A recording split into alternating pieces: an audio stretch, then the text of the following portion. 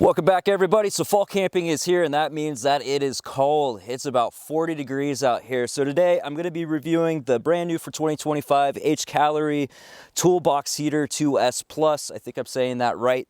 I've got an aftermarket hose on here and a coupler to match the 4-inch hose. But other than that, it's as it comes from the factory. So last year I was using a Weaver diesel heater, and this has got so many improvements over that. They have really come a long way in just a year. And overall, I'm really happy with this unit. I've got one gripe, and there's a couple little things that I guess could be improved, but they're no big deal. So this is it, man. This is the toolbox. Check it out. I love this. So one thing I really like about this, and if you're brand new to diesel heaters, this runs on diesel, kerosene, biodiesel. Some people are using vegetable oil cut with something else. I think that's kind of crazy, but there's lots of different fuels you can run this on, and that's cool. One thing I really like is you can just open it up and you've got access to everything. You can see your fuel level very easily. You've got the thing here. They've redesigned the combustion chamber, and it's supposed to be 36% more efficient. I would say that that is definitely accurate. This is way better on fuel than my old one. Way better. I ran this for, I think, like, I don't know, 12 hours last night. Anywhere, you know, I had it running on 2 for a while, then I had it running on high for a few hours, then I had it on the thermostat setting and the Forerunner all night, and this is all the fuel that I burned. It's really efficient. It's really nice. You've got all your plugs right here. It's got a silent fuel pump. No more ticking. That is one of my favorite things about this. That ticking, I kind of got used to it, but now that I have one that's completely silent, there's no way I'll go back to a diesel heater with that ticking fuel pump. It drives me nuts. I like how the exhaust comes out the side like this. They used one of those hole outlets, and they did some nice wrapping of the exhaust down there so it doesn't get hot inside. That makes it really easy to attach and detach the exhaust, and you can just set it on the ground.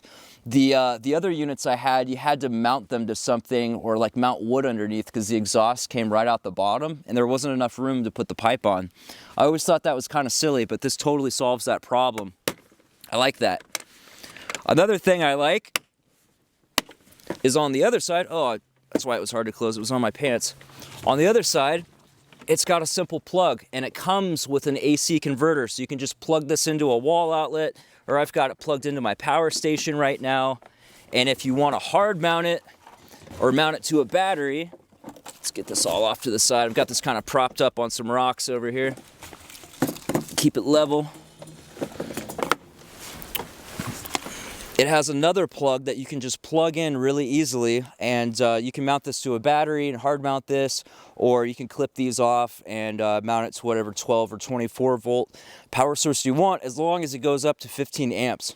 Got to make sure your thing can go up to 15. It never really pulls that much.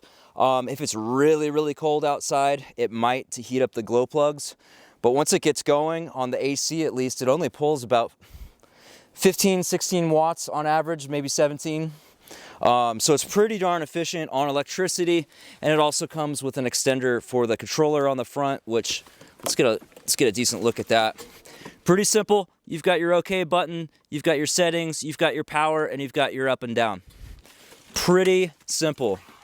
But it does have some awesome features. It's got a timer, so like if you're out on a hunt or out on a hike, and you know when you get back you want it to be nice and warm in your tent or your vehicle, you can set a timer for it to turn on. It's got a thermostat which runs off the remote, which this is absolutely genius. It has a temperature sensor on the remote, so if this thing's outside, I'm inside the tent, and I set this on the thermostat, it'll go off the temperature of wherever the controller is. Same with, you know, if you have it outside the vehicle and you're inside, it'll keep it whatever temperature you set it to.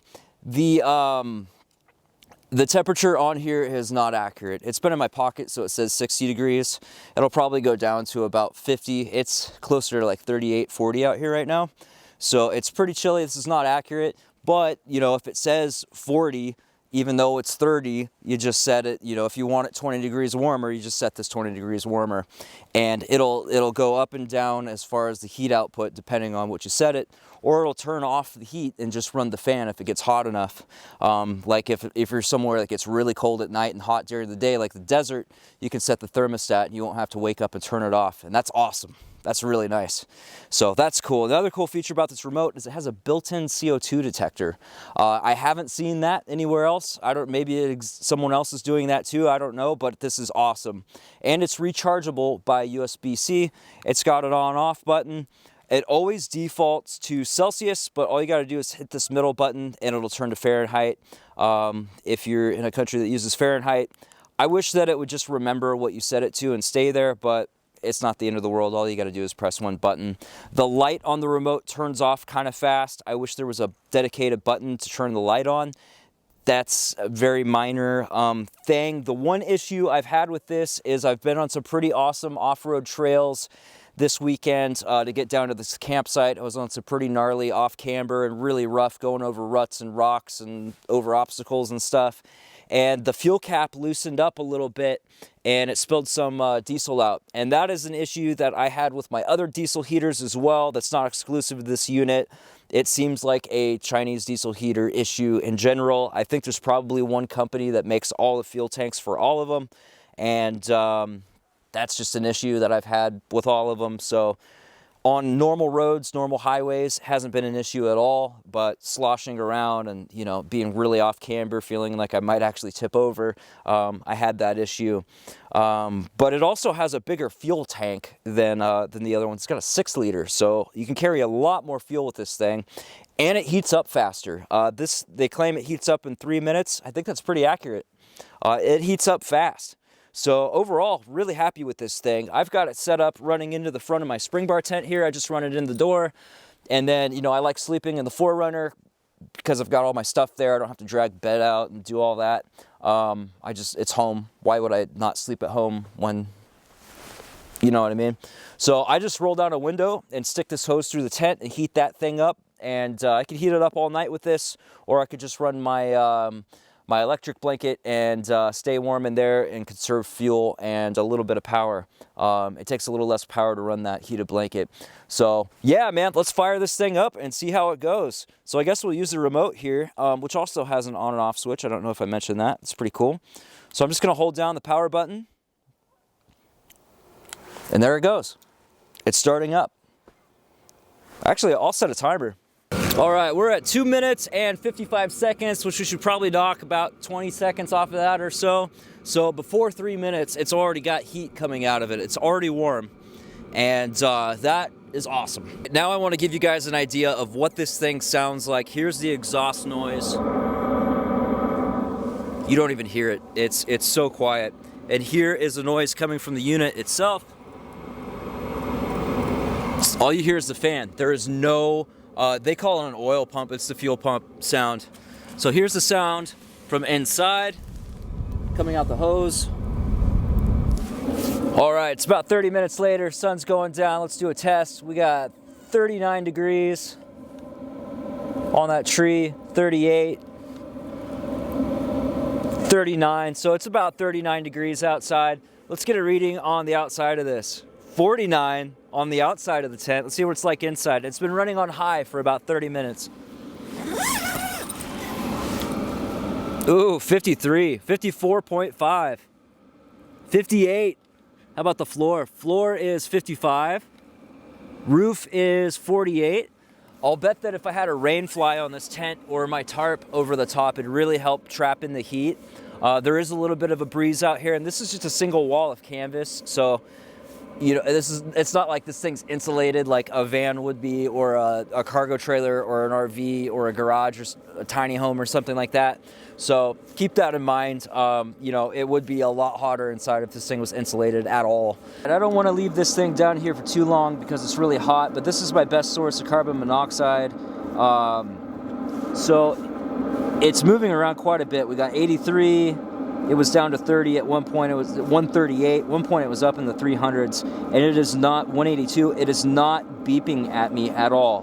242. It should be screaming at me right now, and it's not.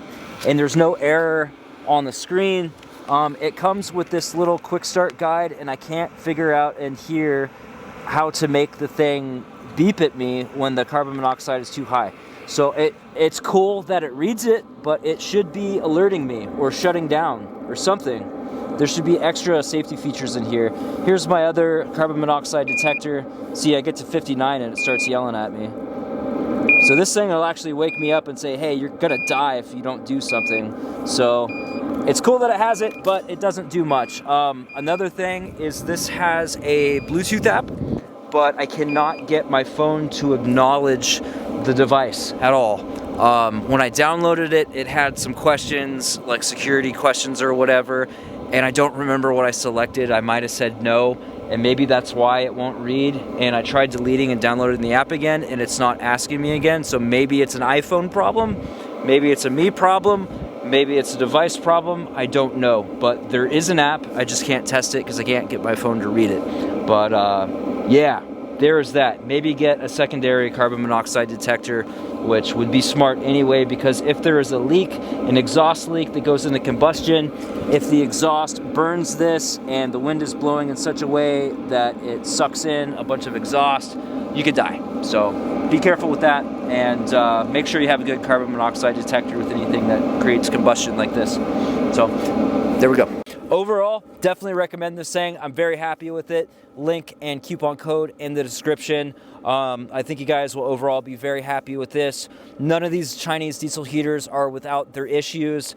I went through everything on the inside when I got it, made sure everything was tight and put together right, and it was. They did a great job. So yeah, 2 thumbs up.